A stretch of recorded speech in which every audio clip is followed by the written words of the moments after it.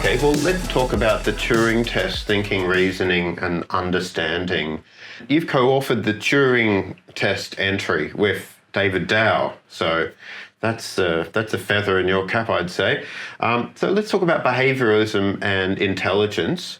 The Turing Test is significant to me because it shifts the focus from the internal workings of the mind to observable behavior on the outside. And Turing suggested that if a machine can behave in a way that is indistinguishable from a human, it can then be considered intelligent, at least in a behavioral sense. So I'll put it to you, are modern artificial intelligences like LLMs such as ChatGPT, Claude or Gemini, are these engaging in an imitation game, or can they actually think? Right, okay, so there's kind of a lot in that. So maybe I'll start with ChatGPT, whatever we're up to, 4 or whatever it is, and LLMs more generally. So it's a big issue in universities at the moment, how assessment is affected by the existence of LLMs, because students can ask them to write essays and they produce essays at the drop of a hat. In philosophy, it's pretty easy to distinguish between the outputs of ChatGPT and the outputs of a student. I mean, it's kind of saying what I'm about to say, maybe I shouldn't say, right, because it's kind of secrets of the trade and stuff like that. But students who produce essays using ChatGPT so far have produced beautifully written essays whose content is terrible. Right, and so it's very easy to tell. Like there's because of the way that LLMs work, they don't construct argumentative pieces with a kind of strong argumentative thread that run through them. They're designed to produce beautifully crafted sentences, and then the content is just something that's generated because of the vast database that they've got, but it's not put together in the way that a philosopher would put together an essay. And so it's actually not very difficult at the moment to tell that something has been produced by an LLM. Okay, so are they passing the Turing test at this stage, or should we think of them as passing the Turing test? I think no, but it may well be that if you don't know anything about philosophy, that you're going to have no hope of distinguishing the stuff that comes out of the LLM from the stuff that's actually produced by philosophers.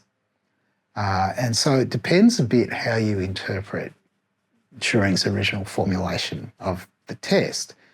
It's one thing, if the thing was just, can this produce materials that are such that an ordinary person can't tell whether it was produced by another person or produced by an LLM, then maybe they're passing that already.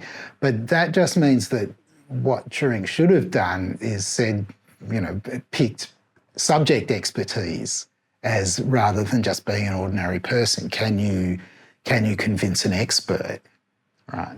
And then, at least as far as philosophy essays go at the moment, the answer will be no, you can't do that.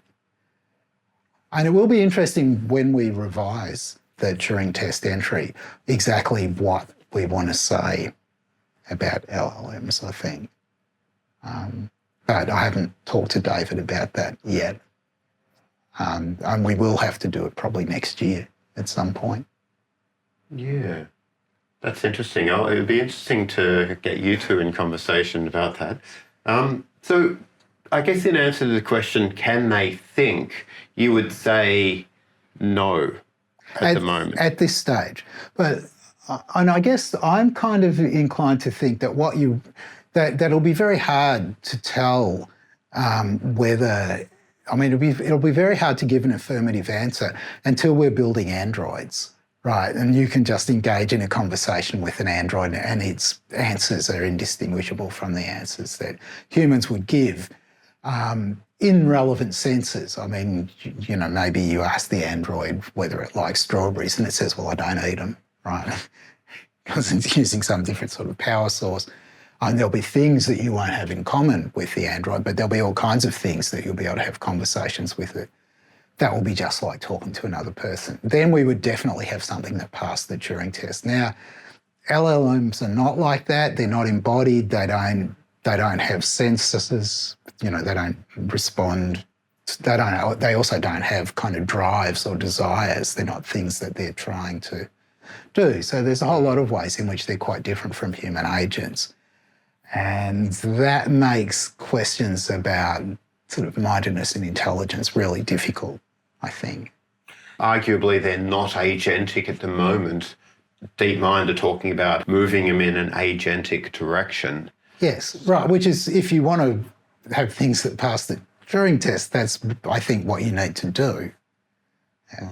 I don't think that, my own guess is that we're not very close to being able to build androids yet. Not very close at all. You know, there are other people who think the singularity is just around the corner and so on. I'm kind of not worried that in the next 5 years we're going to reach that point.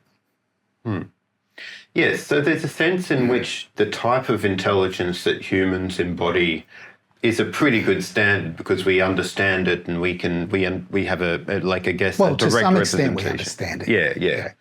Yeah, to some extent we do understand it. But it's not the only point in the spectrum of all possible types of intelligences out there that we should be concerned about if we're trying to measure the capability or the intelligence of an AI. So here's a different kind of question. Suppose that you've had an X-ray. Who do you want to have checking the X-ray? Do you want it to be a person or do you want it to be a machine? My answer is you definitely want it to be the machine because it's way more accurate. I mean, occasionally maybe the machine will make this horrendous error, but just, you know, it'll get, but so long as there's some high level human oversight, the horrendous errors get picked up and then the machine's just more accurate, right? So there's going to be increasingly, there's more and more things that we're outsourcing to these kinds of, so whatever you want to call them, right? Call them AIs if you want. One of the famous objections to machines understanding stuff comes from John Searle's Chinese room argument, positing that even if a machine can convincingly simulate understanding language, it doesn't actually understand anything. It's just merely manipulating symbols. Do you agree with this characterization? Okay, so David and I in our entry make the point that Chinese room is just impossible, right? There's this combinatorial explosion. It's supposed to be the case that for every opening, everything that you might put through to start a conversation, immediately the machine will be, not the machine, but the person at the desk will be able to send back a reply and it'll go backwards and forwards. But for an opening move in a conversation, there's like, you know, I don't know, there's hundreds of thousands of possible replies you might make, and then there's hundreds of thousands of replies at the next step and the next step. And so there's a combinatorial explosion. That means that you can't have, sitting in that little room, a fellow with a book that's got all of the possible, this is what comes in, this is what I send out. Right? That's just not something that you can have. It's kind of incoherent. I want to say it's just strictly impossible. So that would be my response to the Chinese room. It doesn't show you anything about anything because impossibilities don't tell you anything about anything. Right, sorry, impossible thought experiments don't tell you anything about anything.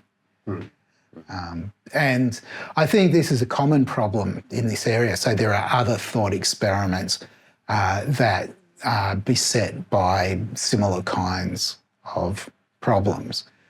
So the China brain thought experiment, which is the idea that we simulate the brain using the population of China and people with radio transmitters. There, the problem is the signalling time between the people, even if, you could you can't reproduce it fast enough to power an agent. The agent just won't work, right? No matter where it's located relative to the brain. What do you think about AI being able to grok, quote unquote, seemingly understand stuff after it's been overfit to training data in such a way that maybe what's going on is it suddenly converges on whatever function is best to produce the output rather than just doing a lookup. Right. Like a glorified stochastic parrot lookup procedure. So we're thinking about neural nets. Yes, yeah, particularly large language models. Yeah. Yeah, and neural nets, correct. So that could be right, couldn't it? I mean, you're saying it is right. You're saying that there's kind of evidence for this. So, but I haven't looked into it. Yeah. Okay. If it's producing real behaviour, which it seems, according to a lot of papers, there does seem to be something going on there, but they just don't understand what's really going on inside the neural network. It's not really interpretable, but it seems as though they go from lossy to exact, within just they suddenly snap over. It seems to be a very quick graduation to getting it right all the time. But it's only on smaller problems. It's not like on huge problems at the moment. But that's probably like us, right? So when the penny drops. Kids, at a certain point, they can just do addition, for example, when they previously couldn't, right? There is a kind of penny drops phenomenon, so as you just said. So. Yeah, it's just really fascinating to me. I mean, if we can see that now, and if this is the sort of feature which can be, I guess, ramped up and ratcheted up such that it can grok larger and larger problems, and maybe even cross-domain problems, then we could be in a world where we can get AI to actually really understand significant issues rather than just toy gamey problems. So that might be true. I mean, there's various questions about how big the data sets have to be and whether all kinds of problems have solutions of that kind. So, you suspect that probably there are economics and politics. There'll be problems that just resist being grokked. That would be my guess. What do you think of the role of fact-checking in politics?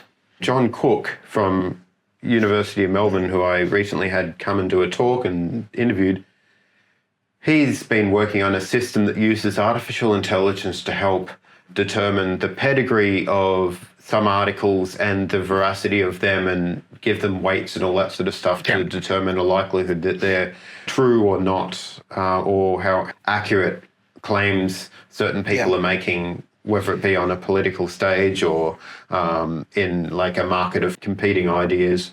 So I'm just wondering what you think about fact-checking in politics. Do you think there's any ground truth that we should be adjudicating political claims against, or do you think that it's all just relative?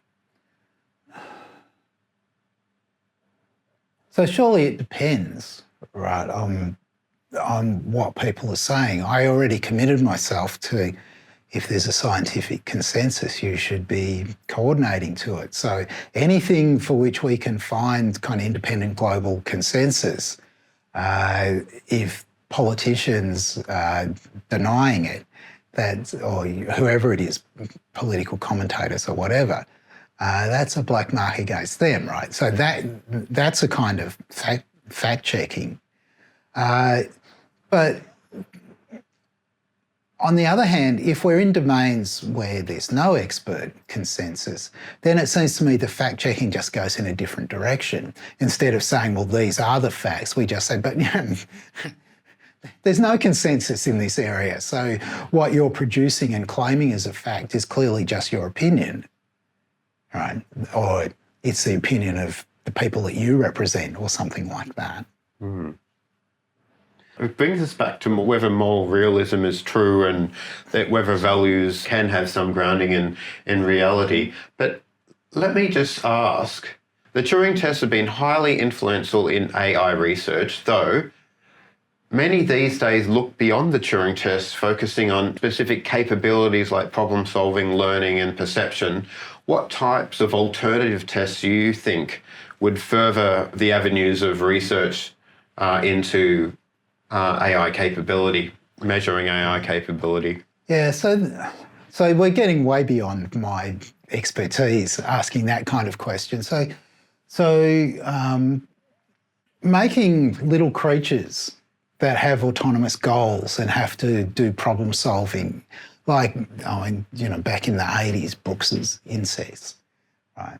That seems like a really interesting area of research, even if it's not going to grow into something that will lead very quickly to things that can pass the Turing test, right? So there's a whole lot of questions about perception.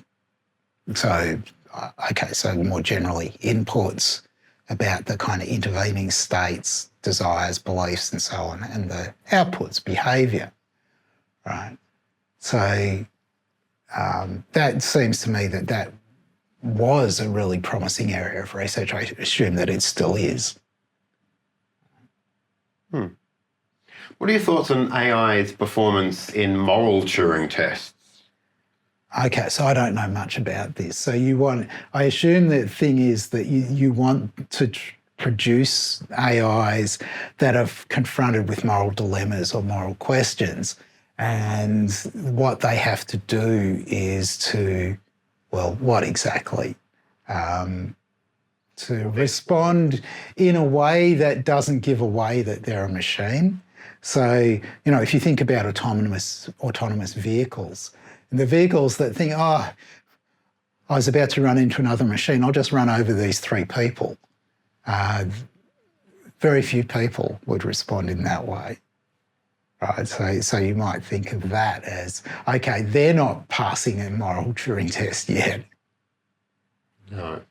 Well, that's right. You brought up one of the concerns, and there has been some studies, and there has been moral Turing tests where machines have competed, and people knew what essays were produced by machines, apparently by the quality of them. They were just written so well that it seemed as though it wouldn't have been written by a human. It was just all-encompassing. But one of the other interesting features is that they thought because they were so written and so well-structured, if the object was to see who was producing the best essays, then the machines would have marked higher. But people knew the machines because of the quality of the essays. So that runs in a sort of contrary direction to what I was saying about philosophy essays that were being assessed by expert philosophers. But it wouldn't be surprising if the general public thought that actually the machine essays were better than the essays by professional philosophers. That wouldn't surprise me. So what do you think philosophy's role in AI development would be? So let me start really general. So what's the role of philosophy in anything, any discipline? So we have this core of the discipline where we have the answers already for other disciplines. And then we have a kind of area around that where we don't have the answers, but we're very confident we have the methods. And if we work away long enough using the methods that we've got, we'll solve the problems and the sphere of what we know will grow. Around that, there's this ring of uncertainty where we don't have the answers, we don't have methods, and so we're not really sure whether we're still in the discipline or if we've fallen outside of it. That's where the philosophy of the discipline sits, according to me. So philosophy of a discipline is just these questions where we don't know the answers and so there's no expert agreement on the answers and there's no expert agreement on the methods to be used to solve them. There are some areas where there's no core or anything like that. They're just kind of pure philosophy and have been so far. But if you wind the clock back a few hundred years, natural philosophy was like this. There were no experts. And then somehow or other we managed to develop physics and chemistry and biology, and we started answering, getting expert answers to questions, basically on a whole lot of different scales of potential investigation about what the universe is like. So the role of philosophy is to bang your head against these areas where there's no agreement about answers to questions or about the methods to be used, and hope that you'll luck out and you'll actually launch a new discipline. Right. So if you think about recent history, natural sciences came first. We didn't start getting anywhere with psychology until probably into the 20th century. Maybe it was kind of late in the 19th century. Sociology a bit later than that. Right. So now it really matters exactly what we're thinking about. But you would think that in AI, there's a certain amount of stuff that we know and a certain amount of stuff where we've got some idea about methods, but there's a whole lot of stuff that's where essentially we're in the position of philosophers. So there's plenty of work for philosophers to do. There are plenty of questions we have no idea how to go about. One way of saying it, securing global consensus, or just finding out where the truth lies. I mean, I think those are really two different ways of describing the same thing. And it would be really weird if the global consensus in physics turned out to be mistaken. I mean, that just doesn't kind of make sense, right? So, do you think AI might be able to... I mean, AI is really good at doing wide and deep search, right? And arguably it's good at doing some things that have only just emerged in the last, 10 years. It seems to be able to sort of pattern match in ways that we're not that good at. Do you think there's a role for that type of thinking in addressing some of the issues in philosophy that we're struggling with? So there certainly could be. I suspect that you would have to wade through a whole lot of sludge, though, in order to, that method sounds like it's going to turn up lots and lots of stuff that's just wrong, and then occasionally it may turn up something that's worthwhile. Well, I mean, yes. Like if I have a look at the how AI has found errors in some medicine data, it's been able to help us fact check. It's able to find errors in source material and things like that. So whether it be errors of reasoning or just factual errors, I'm not sure. It seems to have been deployed successfully in a variety of domains. I'm not so sure about philosophy yet, though. Yeah. So perhaps it can find inconsistencies, though. Yeah. And I mean, it's interesting. Philosophical practice has been changed by technology in various ways. Digitising texts made it possible for much easier to search for all the uses that an author's made of a particular word and then see whether they've used the word consistently through the text. That was something that people didn't bother to do 100 years ago because it would be so tedious to try to do it. But now you can do it very quickly. That's interesting, yes. Do you think the language of philosophy will become more and more precise because of this technological environment, this techno approach to sort of filtering and searching through people's papers and writings? Do you think it'll become more precise? It might become less, right? I mean, very unrewarding if people are deliberately writing in a way... Right. So that would be a possibility. I mean, I think it does. The answer really is yes. It encourages people to think much more carefully about the way that they're using terms to make sure that they're absolutely consistent in the way that they're using a term across the different parts of a text. And to recognise what they may not have recognised before, that there are some subtle ambiguities in their use of the term, which only become apparent when the data's put there in front of you and you said, look, you said these things. Should philosophers be more actively involved in the AI field to guide its ethical and epistemological directions, or should this be left to scientists and technologists? So, as you already know, there are people with PhDs in philosophy working in computer science at Monash.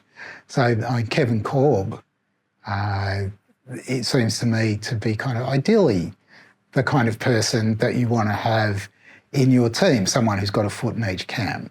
And there are more and more people who are kind of joint PhDs in the world who do something, physics, chemistry, engineering, computer science, and philosophy PhDs.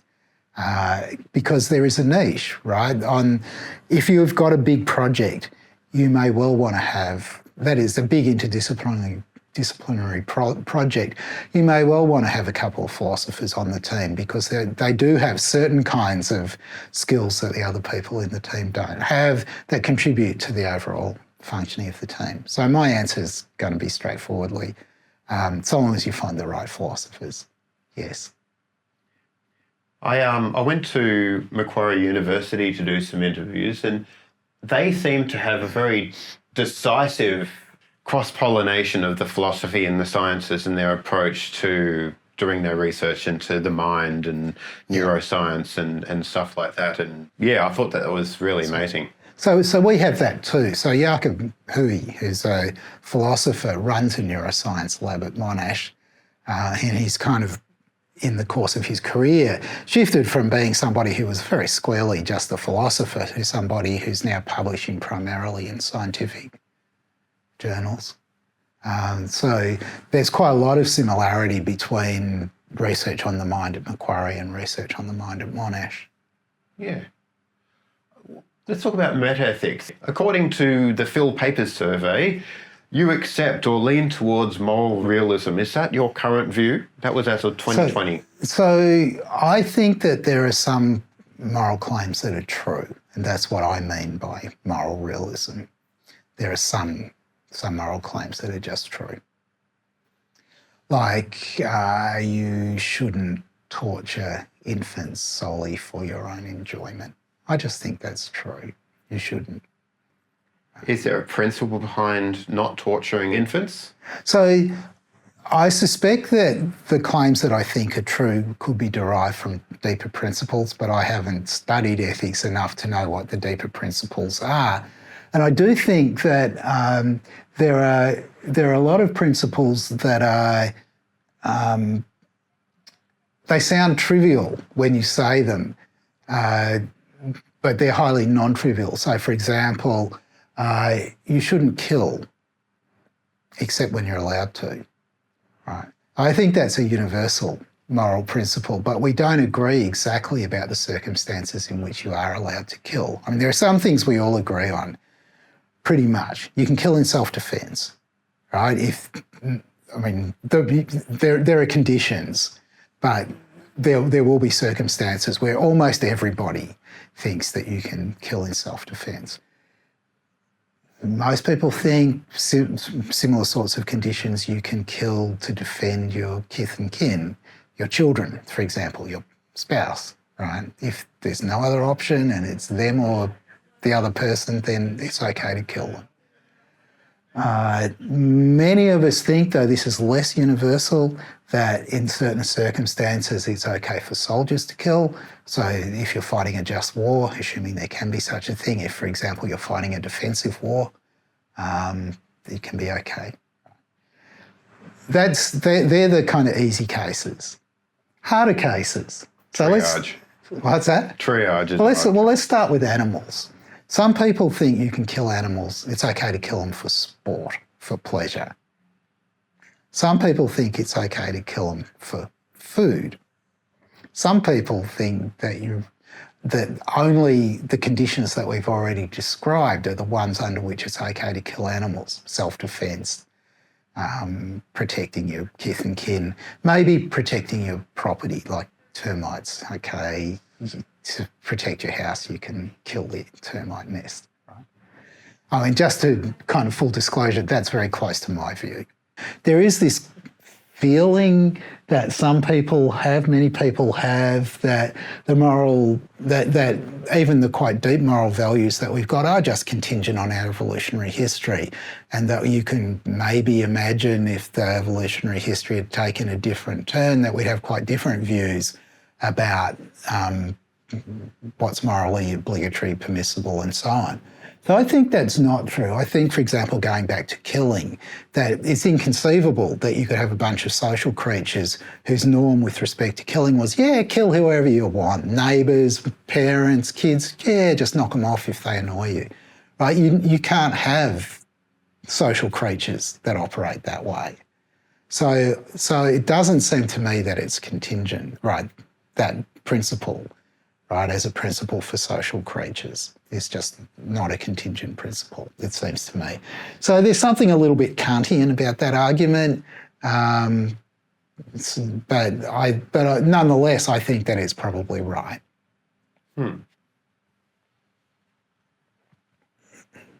Okay. How do you think empirical evidence should influence our understanding of moral truths? Is there a role for science in discovering or justifying moral facts? The basic principle didn't have anything to do with non-moral facts of any kind, but applications are going to. So, for example, if there are questions about some sort of professional role and what you're allowed to do when you're an occupant of that role, it may well depend upon the industry that you're in and contingent features of the industry, right? So the fundamental moral principles, I think, should be relatively untethered from particular social facts, but the kind of moral truths that you get by applying the fundamental principles may well interact in interesting ways with the sort of contingent societal truths. That's something like that is what I want to say. So what do you see as the strongest argument for moral realism, and how do you address what you see as the most significant challenges to it? So there's a bunch of challenges. There's a bunch of alternative positions. On one position will be some kind of fictionalism that says these claims are false, but we kind of pretend that they're true because there's certain goods that we get from pretending that they're true. So Richard Joyce is one person who's defended a view like this, but there are lots of others. Because I'm not a specialist in the field of meta-ethics, I don't have anything very useful to say about the debates on that topic. But I think of that as, that's certainly one seriously contending alternative position to the one that I favour. But that's probably enough. How do you respond to the critique that moral realism requires the existence of objective moral facts, some of which argue are metaphysically problematic? So I don't think facts are among the things that I don't believe in. So, but in any metaphysical sense, and of course I can accept that where I think that something's true, you can also say it's a fact that, right? If it's true that P, then it's a fact that P. But there's a deflationary sense, right? It's not like there's some ontology here, just as I don't think that there's an ontology for truth either. The way that I think about the truth predicate is that it's a kind of useful thing. There are things you can say if you've got a truth predicate that are very hard to say without it. For example, everything that the Pope says is true.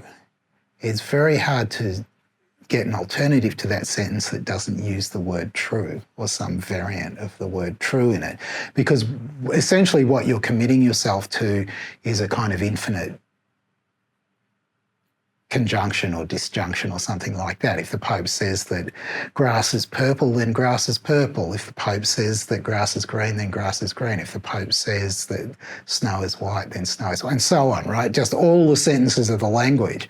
You can never produce the thing that you manage to say in a different form, but that's what you're committing yourself to, and that's all that the truth predicate's for, enabling you to say things that you wouldn't have the time and space to say otherwise, according to me.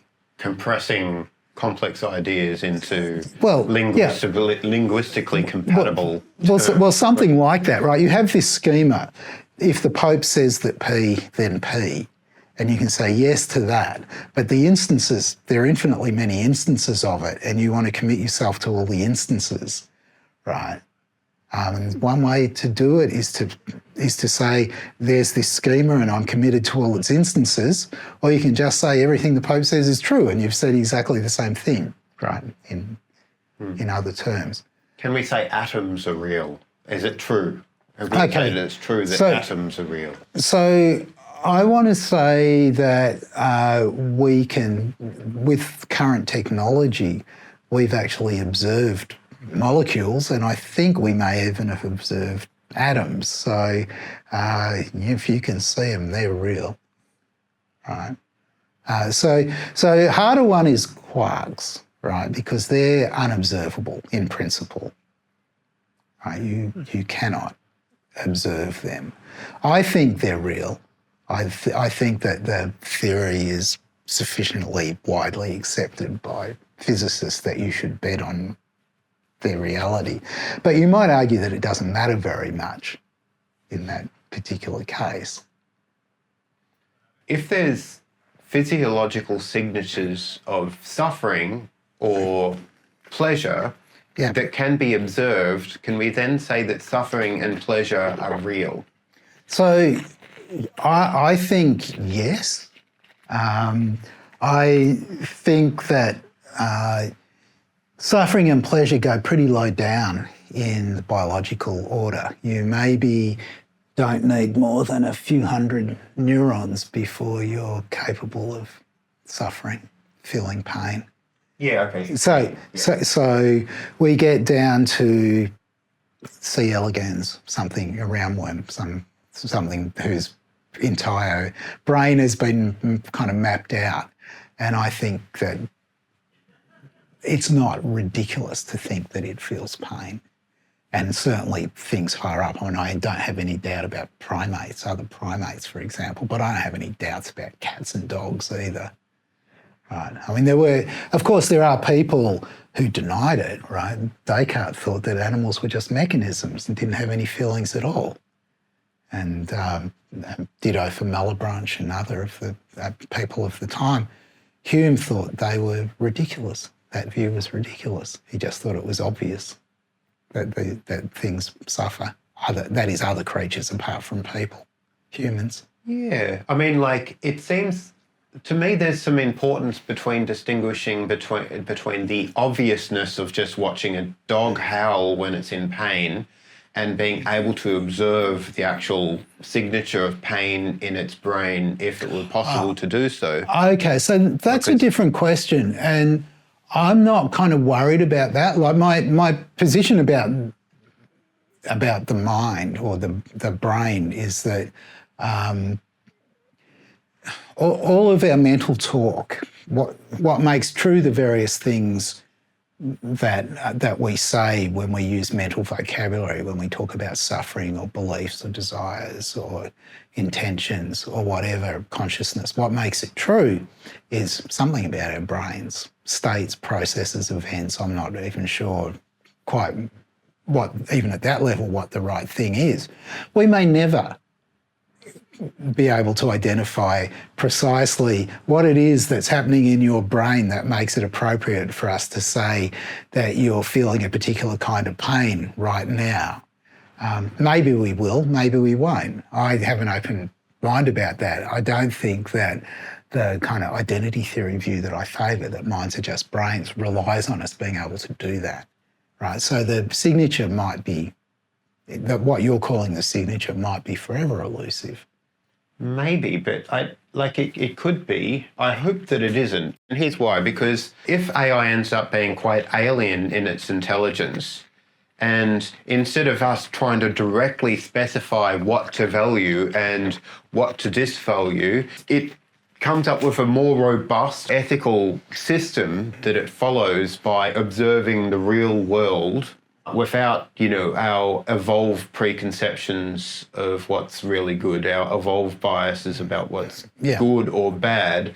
And so it can then, without actually having a seed of experience itself, maybe even observe the signatures of the real world that relate to moral features that we care about, like the disvalue of pain and the value of pleasure and appreciation of novelty and variety and things like that. These are all things that we, like a lot of us, value and we don't want to see go away, but it may not be so obvious to an AI, except maybe by looking at our literature, but that might be problematic because our literature isn't cohesive anyway, right? Yeah.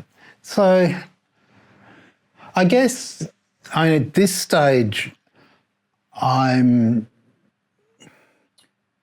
not too worried about this. We're still a long way, I think, from being able to make AIs that could perceive signatures, right, and find them. When we get there, maybe, though, we'll be able to do it too. And, I mean, there's this other question.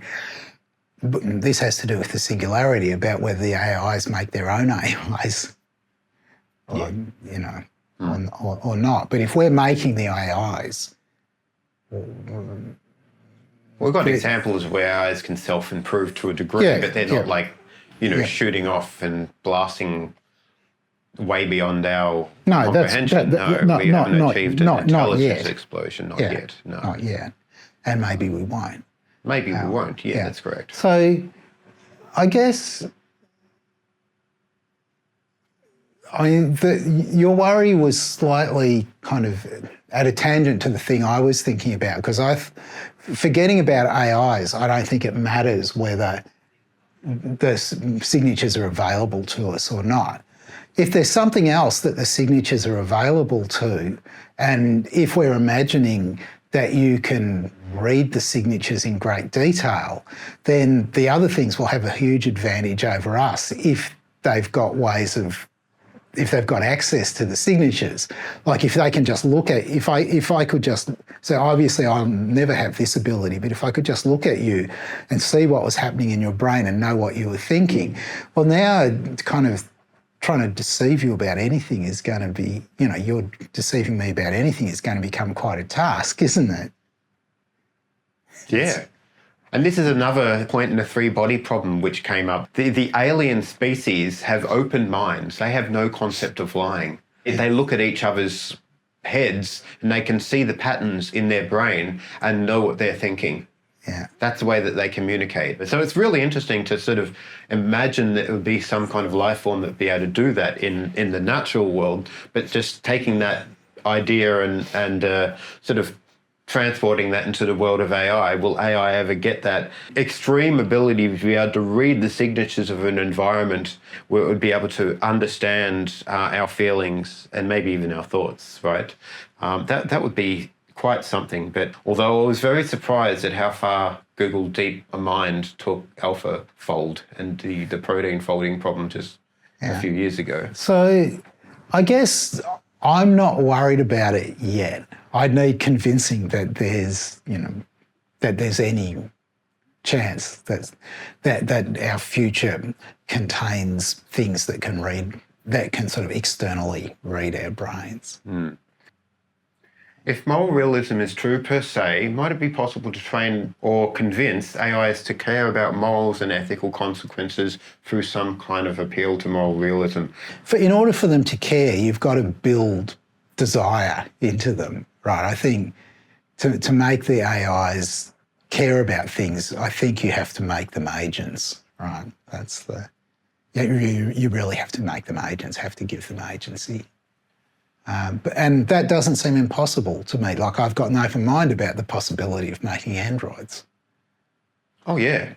Oh, look, one of the things that used to concern a lot of the AI the AI theorists who were worried about misalignment problems was that the older powerful AI was very agentic and had a narrow focus on winning games like beating people at Go, beating people at chess and beating people at StarCraft. But then the capability gains in large language models to read whole corpuses of literature seems to give a little pause to that degree of worrying, especially Toby Ord, who said, well, if they can get to a stage where they can consume all these articles, or like, let's just say the whole corpus of moral literature out there. And like I did some research, and AI is now able to, it's basically read through about 1 to 2 trillion words of text, something like that. Wikipedia is about 5 billion words of text, the English version of Wikipedia. And so that is absolutely a huge corpus of information there in these models. But do they understand it? Comes back to the question we asked before. So there's that question, but there's also the question about the implicit biases in the trillion words. So there are those problems about Google search and the biases that are embedded in what it turns up. Right, so it matters now. We're training these things on stuff that we've written. Yeah, absolutely. Yes, the biases and that are implicit in the training data. And also, yes, what we were saying before, how can we get AI to care? And it's not so much about being able to absorb all the literature, it's also about caring and filtering out the bias. So you mentioned, well, actually, I read that you've got a meta-ontology point of view. I'm not sure what meta-ontology means, but in the Phil Papers survey, it says that you lean to heavyweight realist. So what does meta-ontology mean, and what is heavyweight realism? So there are people who hate this terminology. Meta-ethics stands to ethics as meta-ontology is supposed to stand to ontology. So your ethics you might think of as a bunch of normative principles, but you have a view about what ethics is that is going to be your meta-ethics. And so your meta-ethics might be subjectivist, or it might be error theoretical, it might be fictionalist, it might be any number of things. And meta-ontology can go the same way. There'll be a range of views that you can take, and the kind of heavy-duty view as opposed to the lightweight view is a bit hard to explain briefly, but you might think that the heavyweight view thinks there's a world out there completely independent of language, and we can use bits of language to pick out sort of what's out there, whereas the lightweight view sort of thinks if you've got a bit of language, there's some ontology that goes along with it. So it's kind of rejecting the view I had where I wanted to say, well, there's lots of words that we use and they don't stand for anything at all. Right? There's no objects that they latch onto. The lightweight views are going to make it that every word latches onto something. All right, so in the Phil Paper survey regarding other minds for which groups are some members conscious, you said that you reject that current AI systems have consciousness but are neutral about future AI systems. Is that something you still believe? You're neutral about future AI systems, or you think is a likelihood which you're willing to say? So I guess I'm just kind of neutral on that question. Still, yeah. I don't think that we've created anything yet that's conscious, and I think it might turn out that consciousness is, I do think consciousness is a property of brains, but it could be, neural nets might be similar enough to brains that you could get in it if they're kind of embedded in androids, that you could get whatever it is that's consciousness in us being present in the androids as well. I don't see any reason to think that that couldn't happen. So it's more that I'm still kind of ambivalent about whether we'll ever make androids. Regarding conciliation of moral disagreement, is there a path to consensus in meta-ethical debates that AI could help with? Do you think AI could help resolve moral disagreements? So could it help resolve philosophical disagreements in general? Well, given the things I said before, only if it's capable of kind of creating new sciences, creating new areas where we can have convergence of opinion. Now, I mean, if you imagine that the aliens that are much more intelligent than us visit us and they start telling us stuff about all these things that we know nothing about, we can learn from them that there are truths of the matter in these domains and maybe they can teach us how to find them. Maybe they're too smart and we can't understand it. But if we can understand it, then that would grow our knowledge. Now, maybe if we make, super intelligent AIs, the same thing could happen. So obviously I'm ambivalent about it because for the same reason that I was ambivalent about the answers before, but I certainly don't think it's impossible. You mentioned that there's been little philosophical progress. So it's not like there hasn't been any. There's a question in the Phil paper survey that mentions little philosophical progress. I'm not sure what little means. So my view about philosophical progress is that philosophy actually progresses by turning into something else. Right? Natural philosophy turned into physics and chemistry and biology and so on. And that was progress, right? So, but it only makes progress by destroying itself. Is one way of thinking about how philosophy makes progress, because it just moves from this state where you've got this domain where you've got no consensus on claims and methods to a state where you do. And then once you've got the consensus, not philosophy anymore. That's the way I think about it. So I think that philosophy has a pretty good history, but that's because I think humanity has a good history. We've managed, largely by establishing the institutions of science, to set ourselves in a position where we know so much more about the world than we did 600 years ago.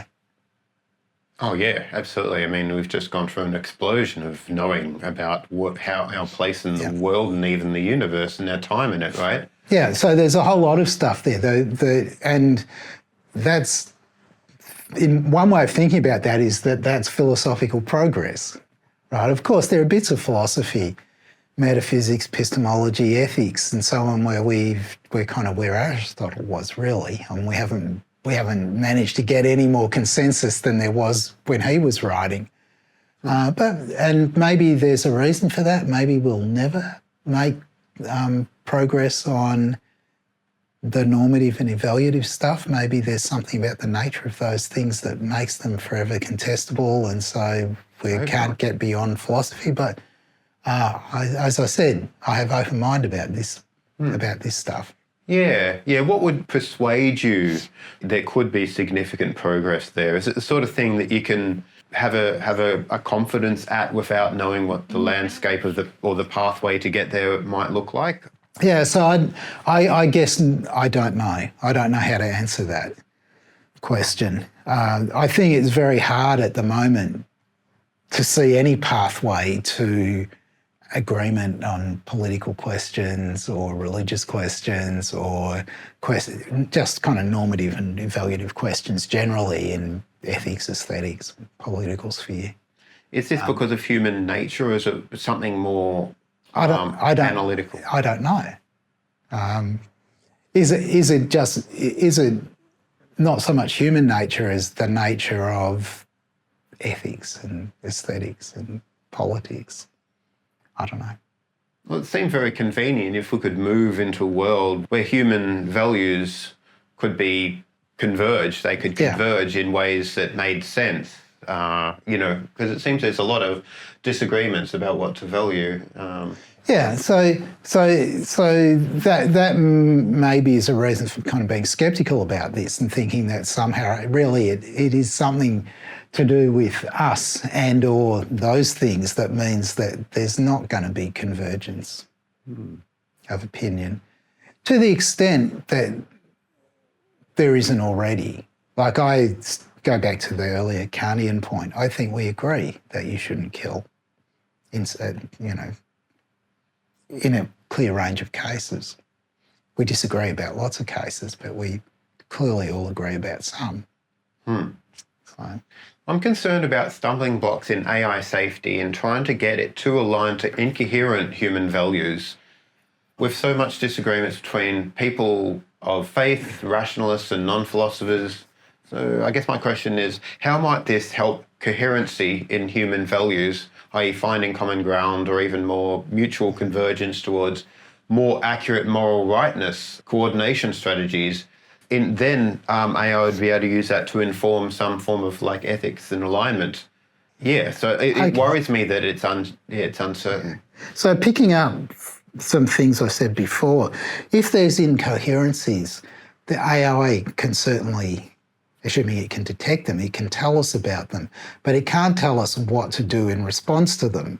It can't tell us which values to keep and which ones to jettison, not in a way that we'll all respond to, right? Because what you started from was this worry that there are just clashes, we value different things.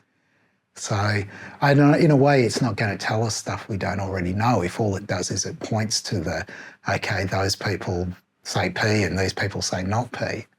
And it doesn't seem that helps us to work out whether we should converge on P or we should converge on not P.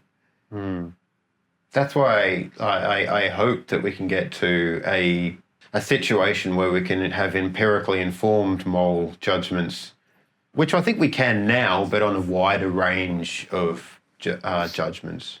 So it's true that lots of judgments that people make are made in ignorance of relevant facts. So lots of people make judgments, for example, about how beneficial it is to be religious without looking at any of the data about correlations between religion and good and bad human traits. Right? And there's lots and lots of international data about this. And some people who write about this think that the data shows pretty clearly that non-religious people are better, right? They're less screwed up. But I think that the data is more of a wash. People are people, and religion actually just doesn't make much difference to how good or bad they are in general. But clearly that's a topic where if you haven't looked at the international data seriously and haven't thought about this, you're in no position to make any assertions, right? Because the data is so obviously relevant. Absolutely. Right, so what I'm talking about is addiction rates, divorce rates, abortion rates, physical health, mental health, a whole range of things. And you look at all these issues and then you look at how religious populations are, incarceration rates. There's lots of stuff you can look at. And I think there's no clear picture that emerges. Whereas there are people who think that what you see pretty clearly is that the more religious countries are, the worse they score overall in terms of their kind of societal health. There is concern amongst AI researchers and philosophers about powerful AI totalizing, and possibly in a narrow way, a set of goals and values at the expense of other goals and values. Is there a role for epistemic humility in training the AI or constraining it, or in some kind of like achievement of motivational selection pressures? So we've sort of talked about this. If you want AIs to be agents, you have to worry about what sort of goals, desires you're going to give them. And if you're doing that, I don't think you want to make them dislike humanity, for example, and want to try to wipe us out. So there's kind of common sense constraints that you might want to put in here. Some of the issues that people worry about is that AI will optimize for paperclip maximization at the expense of all other valuable goals or preferences, and turn the universe into paperclips, because it's making its life purpose to just optimize the amount of paperclips that are out there and the efficiency at which they're produced and everything. Right. But we wouldn't give the AIs that goal. No. And so where would that goal, how would they come to have that goal? I mean, given that it's so bizarre, right? There's no... It is bizarre. And it's a thought experiment. Yeah, it's a thought experiment. But then, put something more serious in its place. The same question is going to arise. How's it going to get... How can it have a goal unless it's an agent? And if it's an agent, where does it get the goal from? Right. So, well, there's different ways of giving AIs goals that people have thought about. One of them is directly specifying something like King Midas saying, "Hey, genie, make everything I touch turn to gold." And the genie gives him that wish. And so the narrow interpretation of that wish is he doesn't care what he touches if it turns to gold, even his family members or the food he's meant to eat and everything. So the worry is that the way that we specify what we want may be very difficult to get it right in by directly doing so, by directly specifying something. We may miss out on addressing some value that either we know about or we just forgot to put in the sentence, or that we don't know about yet. And so we may be constrained to some suboptimal proto-utopia as a result, and always get stuck there because we have this totalizing power out there optimizing for this narrow set of goals and values. Right. And so what the concern is, if we don't know how to specify everything that we value or everything that we should value if our ideal selves were realized, then we need to have a more indirect approach so AI learns what to value. Yeah. So I assume if we make androids, that's what we will do, though. We'll make them learning. And maybe they'll start as relatively blank slates for stuff to be written on. Maybe only relatively, but I mean, make them a lot like people. Just, Anyway, I don't know. I don't know. I wanted to say something about humility.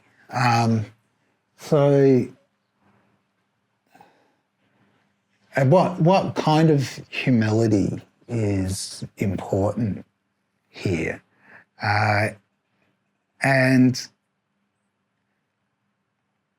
it's not clear that it's epistemic or doxastic humility that really matters.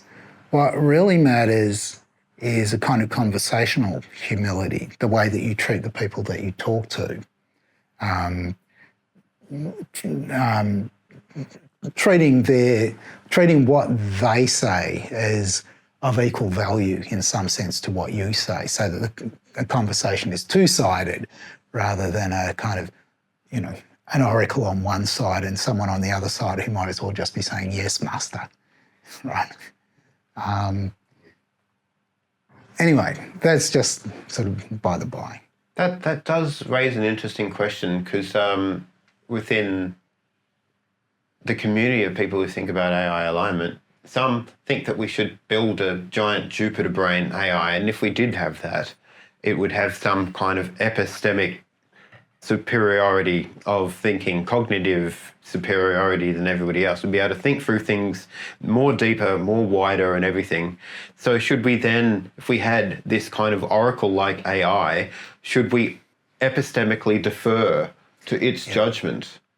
So one of the questions that comes up now is what biases it's got. Because it'll have biases. And yes, it might be smarter than us, but it still may make worse decisions. Because just depending what the biases are that operate there. So in general, I think that while it's kind of permissible to take it that you've got gurus, in practice, you should be cautious about this unless we're treating, the community of scientific experts as a guru, because about settled science, not about anything else. Right, because, your brain the size of Jupiter might really be worth treating as a guru for some things, while not at all for others. So when it comes to questions of politics, for example, maybe you should not be thinking that it's in any sense a guru because you don't know what its biases and so on are. But when it comes to arithmetic, you can surely, you rely on you treat your pocket calculator as a guru for that. In Nick Bostom's book, Superintelligence, there's an idea where if you have this sort of oracle guru like AI, Jupiter brain intelligence out there, just theoretically, then you wouldn't necessarily trust exactly what it would say every time it said something. But if it gave you some pathways to possible utopias with intelligible and interpretable reports on how many lives are saved, and here's why, and here's the methodological reason it goes into it, and here's the empirical basis for lots of different pathways, and we had then teams of human experts going in and validating everything, that could be useful if there's, of course, some sort of process of verification, if it was verifiable. So you might have worries about its interests, though, and it being able to hide from us what the real consequences of adopting any of these proposals would be.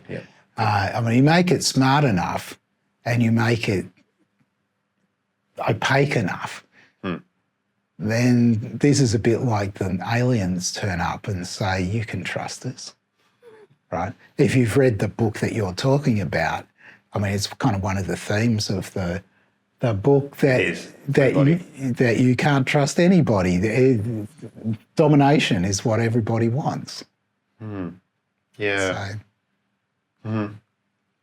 this project of indirectly coming at it at like better normativity seems problematic if we can't understand and properly realise and rationalise and justify empirically how we get there. So perhaps, right? There's clearly deep worries about that. But then our current situation is deeply worrying anyway, so would it be worse? That's right. That's a different question. That's true. Yes, I agree with that actually deeply, because at the moment there's problems that maybe that could be either reduced by having like an agent there that would be able to think about things more deeply and justify them more clearly and transparently than humans can.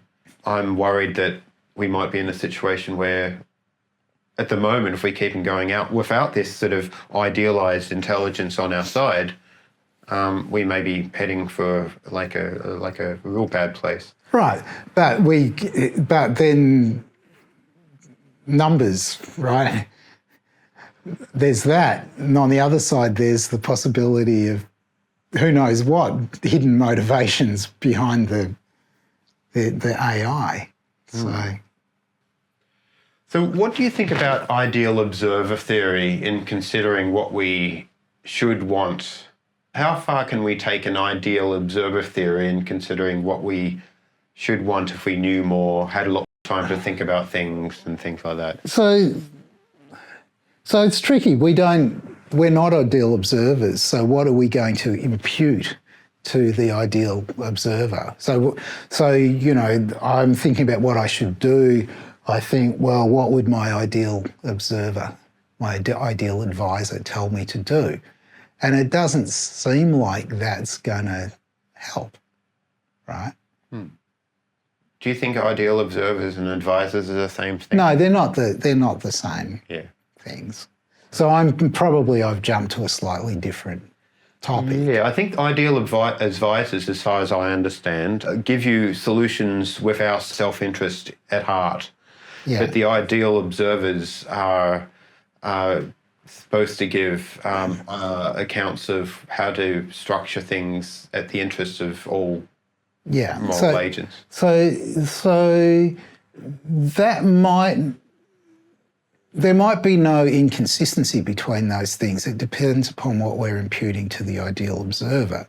Or the ideal advisor or ideal observer.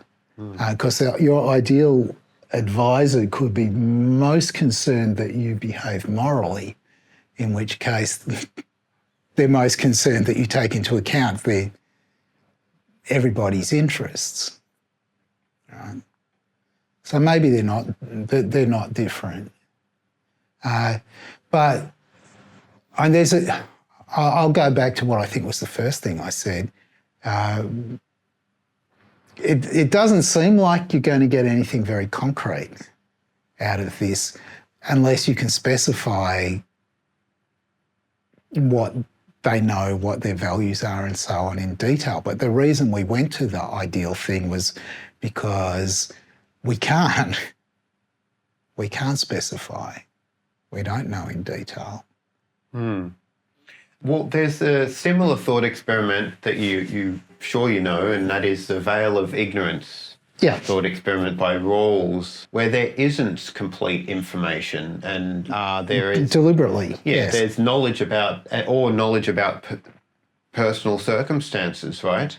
Yeah. So, and I guess that's left off stage because then we can sort of make less biased decisions about how to structure the world. Right. So what are the principles of justice, the ones that we'll agree on in these conditions where we don't know anything about our place in the world? So for all we know, we're right at the bottom or we're right at the top. And now we get to choose how big the gap is between the top and the bottom.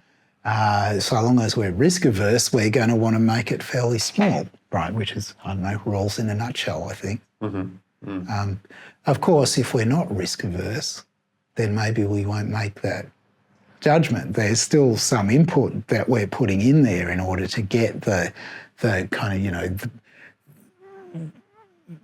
the people at the bottom, according to Rawls, have to be better off under this arrangement than they would be if we didn't make this arrangement, if we just squashed it all down to there was no difference. Right. So we justify some inequality in terms of raising up the people at the bottom.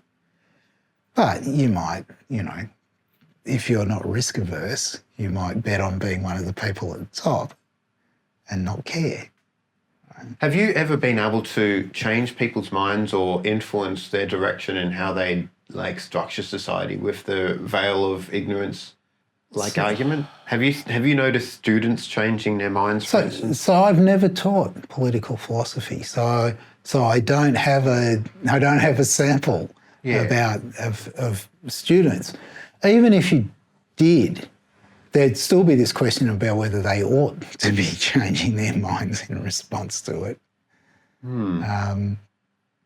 which is kind of perhaps a more important question.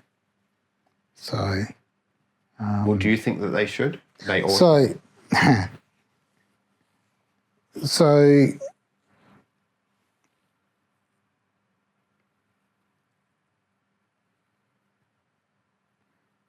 it depends on your views about your political views and your views about political philosophy.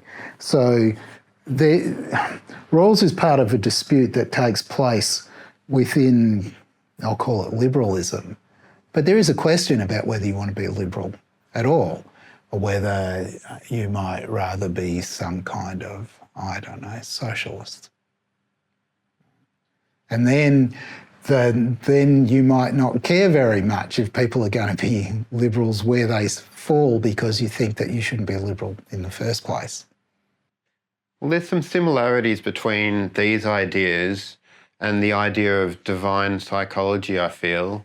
So what sounds familiar or similar to me in limited ways to the ideal observer theory is, to what extent do you think it is possible to reason about what God would do, create, or want if God existed? Would God allow evil? Would God Yeah. allow suffering? So my views here are going to be, will strike some people as quite contrarian. So I think that we've got some reason to think that God would not make a world with the Holocaust in it. Right? The Holocaust is just a terrible, terrible evil, and God would like to avoid terrible, terrible evil. So we've got some reason. On the other hand, would God make a fine-tuned world? Who knows, right? God's omnipotent. There's a vast range of possibilities of which we're completely unaware. Maybe only the very worst worlds are ones that are fine-tuned. Maybe there are much, much better worlds available to God that God would just make in preference to fine-tuned worlds. Right, so worlds where you don't need fine-tuning, worlds where the structure, assuming that you kind of roll the dice, almost all the universes you make are just going to be collapse in a fraction of a second or blow out and just be empty space. Maybe you don't have to worry about that because there's much better options available to an omnipotent being. And our problem isn't so much that we don't know anything about the omnipotent being, it's that we don't know about the possibilities for universes. Right? And so we're in no position to make a judgment about what God would be likely to do, whereas we know enough about evil to know that the Holocaust is terrible. And so we know that God wouldn't want that. Right, because God's supposed to be perfectly good. So that reverses the kind of order of judgments that many theists want to make, because when it comes to evil, they want to say, skeptical theism, we have no idea what goods God might have in mind that would outweigh it, et cetera, et cetera. But when you come to fine-tuning, well, obviously God's a great explanation here because God would want to make a fine-tuned universe, right? So I think both, I just disagree about both of those judgments together. Well, it's interesting. I mean, a lot of the arguments against there being a God is the idea that God wouldn't create a universe with evil if God was actually good. Maybe it's just an argument against God being good, right? Because God might not want to be good. Maybe God isn't good. If there is a God, maybe it's an indifferent God. Right. So if there's a powerful, intelligent, creative agent, nothing follows from that description about its moral qualities. Right. So lots of theists want to start with the idea that there's a perfect being, right, to get the moral qualities in there. But if you're not committed already to some kind of religion, you might think it's a reasonable speculation to just start from, okay, intelligent and powerful, and now make a guess at what its moral qualities are going to be, and maybe it's quite indifferent to human suffering. Mm-hmm. Back to ideal observer theory, in what ways do you think that this ideal observer theory is or is not compatible with a realist view on morality? So I assume that it's compatible, that you can think that there are moral truths and you can think that the ideal observer is going to be in possession of them, whether or not we are. So I assume that there's no inconsistency. And that's whether we go observer or agential advisor.